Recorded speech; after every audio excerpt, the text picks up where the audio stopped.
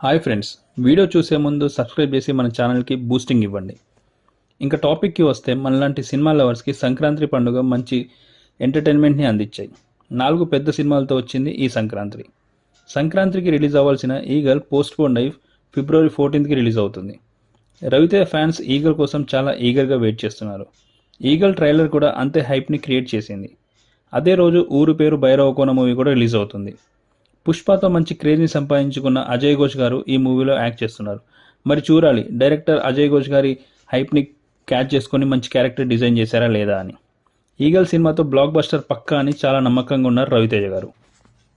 Hero Raviteja ఈ మూవీలో 2 different క్యారెక్టర్స్లో కనిపిస్తున్నాడు. ఈగల్ మూవీ ప్రమోషన్స్ కోసం రవితేజ చాలా కష్టపడుతున్నాడు.